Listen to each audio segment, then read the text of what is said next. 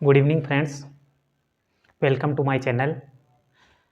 Friends, आज हम कक्षा 10th का एक सबसे सरल टॉपिक लेते हैं, प्रोबेबिलिटी, प्रायिकता। बोर्ड एग्ज़ाम में इसमें से 4 नंबर के क्वेश्चन आते हैं।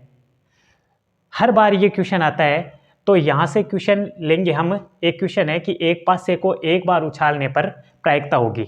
सबसे पहले प्रायिकता क्या चीज़ है, प्रायिकता का सूत्र क्या होता है, ये प्रायिकता का सूत्र लिखेंगे हम।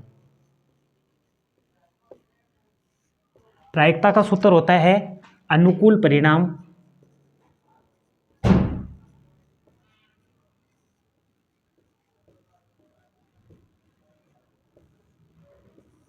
बटा कुल परिणाम।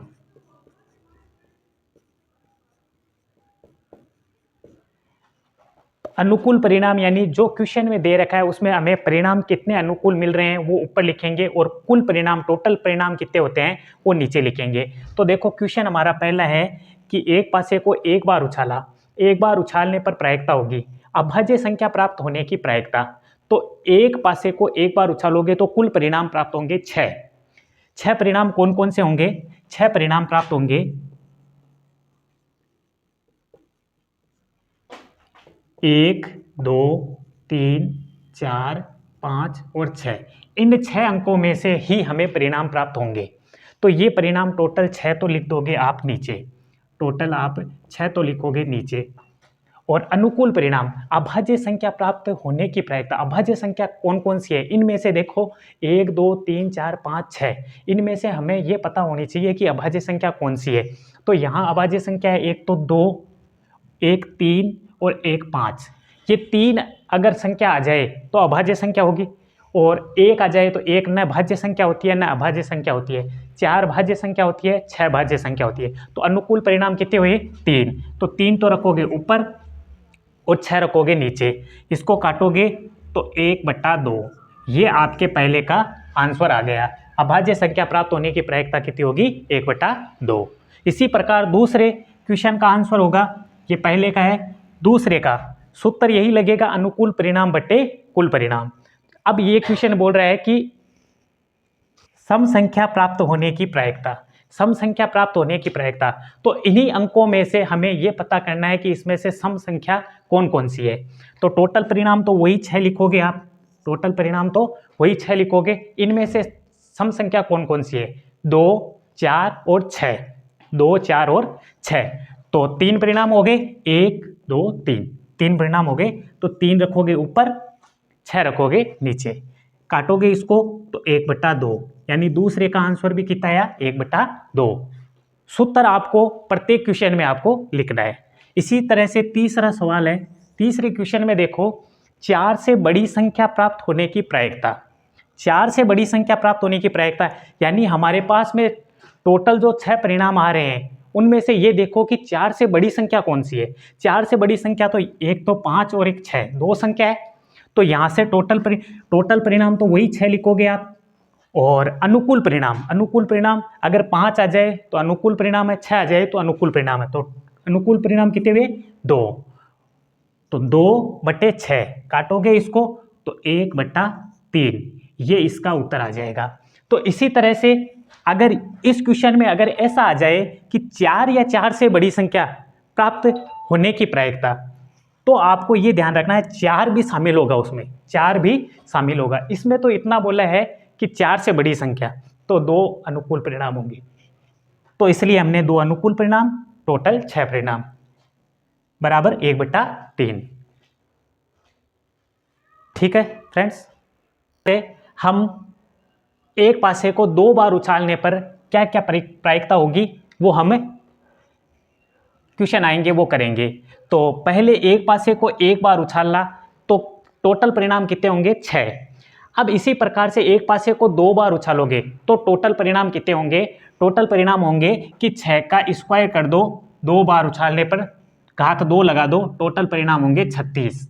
इसी प्रकार अगर 3 आ जाए कि एक पासे को 3 बार उछाल रहे तो 6 की पावर 3 कर दो, 6 की पावर 3 हो जाएगी, 216 परिणाम हो जाएंगे। तो ये इतना आगे क्वेश्चन नहीं आएगा, बाकी 6 6 की पावर 2 36 परिणाम टोटल आएंगे, वो हम चेक करेंगे। तो अब ये क्वेश्चन आ रहा है कि अंकों का योग 5 हो, अंकों का योग 5 हो, तो यहाँ हम एक सारणी बनाएंगे।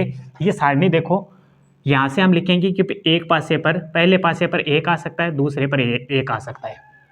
फिर इसी प्रकार से यहाँ से ये 1 रहने दो, इधर 2 लिख दो, फिर 1 3 1 4 1 5 1 6, इसी प्रकार 2 1 2 2 2 3 2 4 2 5 2 6, फिर 3 1 3 2 3 3 3 4 3 5 3 6, फिर लिखेंगे 4 1 4 2 4 3 4 4 4 5 4 6, फिर लिखेंगे 5 1 5 2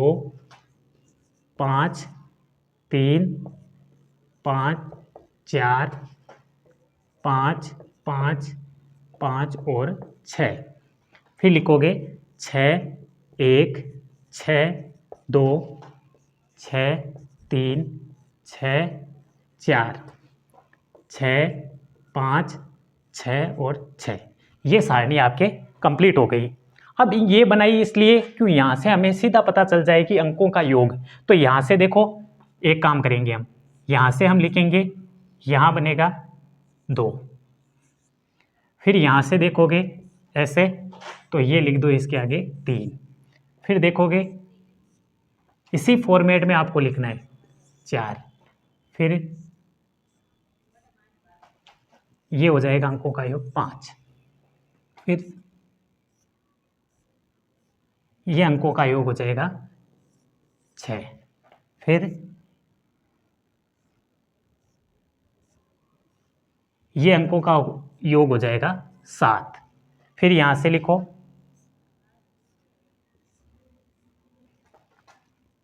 ये हो जाएगा 8, फिर 6 3 9 5 4 9 4 5 9 6 3 9, ये हो जाएगा अंकों का योग 9। इसी प्रकार यहाँ से लिखोगे इसको इस फॉर्मेट में, तो ये हो जाएगा अंकों का योग 10, फिर यहाँ से ये हो जाएगा आपके 11 और ये हो जाएगा आपके 12। इतना लिखने के बाद में अब चाहे कोई सा भी क्वेश्चन हो अंकों का योग, वो हम कर लेंगे। तो यहाँ प्रश्न देखो, अंकों का योग 5 हो, अंकों का योग 5 हो, 5 ये रहा, तो कितने अनुकूल परिणाम है, 1 2 3 4, तो अनुकूल परिणाम वही प्रायिकता का सूत्र, अनुकूल परिणाम बट्टा कुल परिणाम। अनुकूल परिणाम कितने हैं, 1 2 3 4, 4 अनुकूल परिणाम है, टोटल परिणाम कितने हैं 36, 1 2 3 4, तो यहाँ से हम लिखेंगे 1/9। फिर इसी प्रकार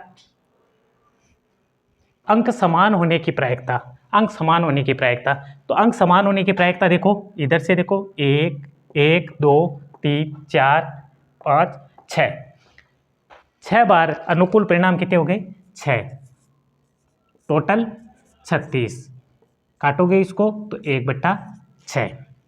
इसी प्रकार तीसरा देखो, अंकों का योग 12 हो, तो 12 अनुकूल परिणाम कितने होंगे इसके 1, अनुकूल परिणाम 1 और टोटल परिणाम 36, तो 1/36।